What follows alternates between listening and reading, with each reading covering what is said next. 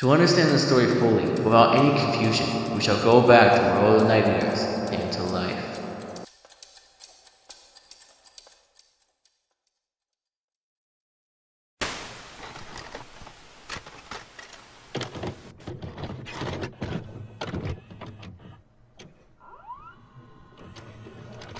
This Tuesday night began as any normal night would. I was in my office when my partner pitched in. Sir, you need to see this. He's my partner, George, but currently is new, so he doesn't know much. I say to him, what is it, George? He told me that there's a case about two kids breaking inside an old abandoned house on Conbell Road. Suddenly, I get a massive headache, and George walks up to me and asks if I'm okay, which I reply with yes. Let's go, I can walk it off. It was 3:35 a.m. when we got there. It took us a while for us to get there, considering how it was almost out of town. And we got there. An old house looking like a house from the 1940s or 50s. As I stepped closer to the house, I could tell that the place was rotting, decaying, like the life has been sucked out of it. As I got to the house door, I paused the door open as I opened it. I saw everything inside. I could tell it was decaying, sick, and broken. Makes sense after such a long time. I told George to look around the house, find the kids. I told him to look upstairs as I looked down here. First checked the living room. There was a couch there, old toys on the floor, dust everywhere, and the place had a rotten smell to it. As I continued walking, the headache came back harder this time. I almost wanted to scream, but I decided to focus on what was important. As I walked further, I noticed an old TV standing in the middle of the room. I could tell it was one of those black and white TVs from a long time ago. Then I began to go to the kitchen. Each time I heard a creaking sound. I approached the kitchen. I saw that it was in a mess. Dishes everywhere and cockroaches everywhere. I realized that there was a calendar on here of 1965 because the last people who owned this house went missing that year. We had a case on it for a while, but never found them. Since then, the place has been abandoned. I brought my camera with me to show proof of where they could have gone, the owners and the kids, but I was beginning to run out of memory, so I put it away for now. Suddenly, I heard a loud banging noise coming from another door nearby.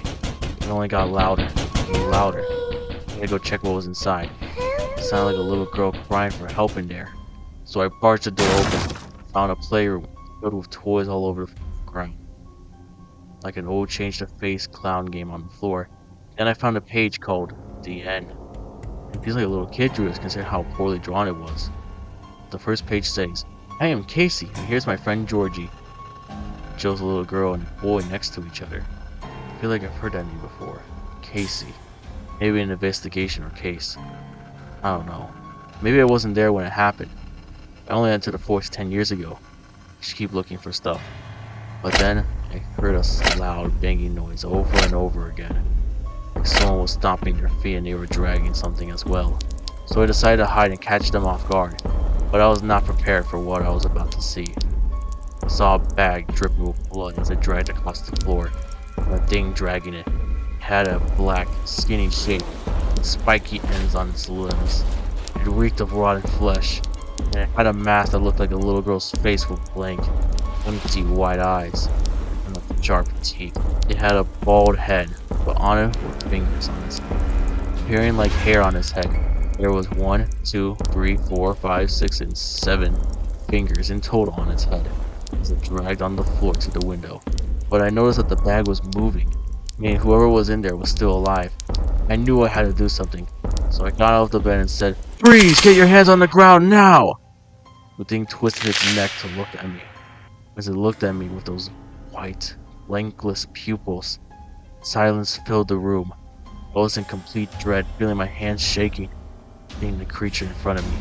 And then the thing said in a distorted voice,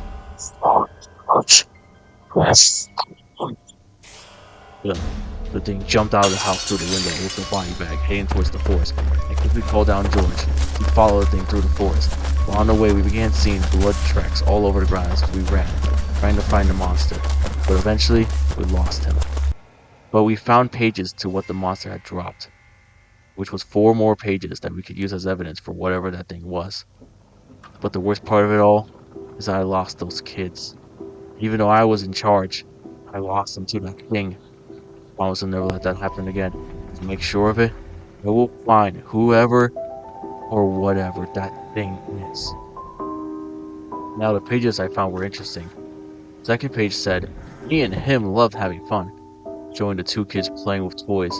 Then the third page said, "Me and him wanted to watch the night sky at the special spot," which could be where Ding was heading towards, because in the next page, "We went on our bikes, but I thought mine was better."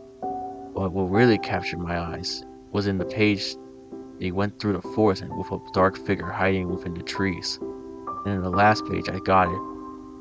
It said, "Well, then my friend's bully Jack showed up, with the same dark figure watching."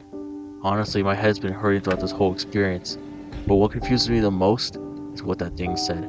"Sorry, Terrance, your services will come later." How does it know my name? And what does it mean my services will come later? I honestly have no idea. But recently, I looked through old documents at the police station. I found something. An old missing case from 1958. About several people going missing in the area of that house. A family known as the Caswells. And one of them was named Casey.